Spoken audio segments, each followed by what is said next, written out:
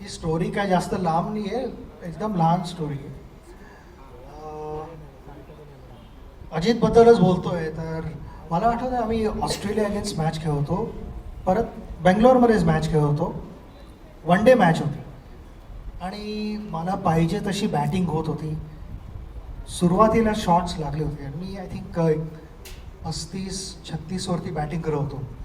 VVS Laxman माझा non striker होता.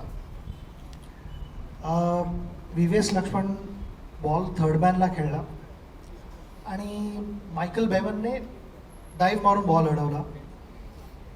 डाईव्ह मारून मायकल बेवनकडे स्ट्रॉंग थ्रो नव्हता एवढा, पण तो ग्राउंड चांगलं कव्हर करायचा. पण त्याने डाईव्ह मारून ball अडवलेला bound लाईनवरती.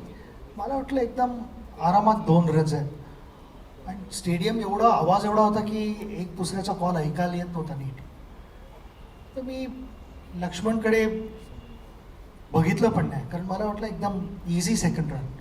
For some reason लक्ष्मणने ती रन रिफ्यूज केली होती. मी अर्ध्या विकेटवरती रनआउट होऊन परत ड्रेसिंग रूममध्ये. पण रनआउट झालो त्यावेळेला माझी रिॲक्शन एवढी खराब होती की मी चिडलो होतो की यार एवढी बॅटिंग चांगली होते आणि टीमचा स्कोअर आपण मोठा करू शकलो असतो चांगली पार्टनरशिप करून. तर ती डिसअपॉइंटमेंट मी ग्राउंडवरती दाखवली होती आणि मी आत आलो. त्यानंतर आम्ही ती मॅच झाल्यानंतर मी घरी गेलो होतो. तर जे कान पकडणं म्हणतात तर ते भावाने मला बसवलं हॉलमध्ये घरी गेल्या गेल्या. म्हटलं ही कसली रिॲक्शन. म्हटलं तू आऊट होऊन आलेला आहेस, त्याची ड्युटी अजूनही बाकी आहे. तो बॅटिंग करत होता, तो आऊट नव्हता झाला. पण डू यू थिंक की तुझ्या रिॲक्शनने त्याला काही फायदा झाला असता? त्याला अजिबात काही फायदा झाला नव्हता. इनफॅक्ट तू त्याला अपसेट करून परत आलास. तर हे next time I don't expect from you. तर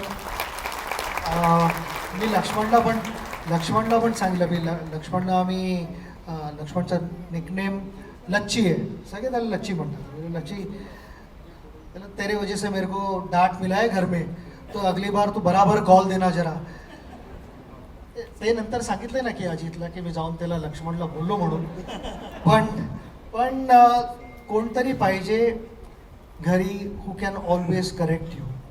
वेदर तो मोठा भाऊ असेल, बायको असेल, बहीण असेल, आई बाबा, काका काकू. आमची फॅमिली मोठी आहे. कोणी सांगितलं तर ते आय थिंक इम्पॉर्टंट असतं. आणि तो एक्सपिरियन्स, जो त्यांचा अनुभव आहे, आणि अबाव ऑल 0 एक्सपेक्टेशन्स ना. काही एकच एक्सपेक्टेशन की जे काही सांगतोय त्याचा एक चांगला रिझल्ट लागायला पाहिजे.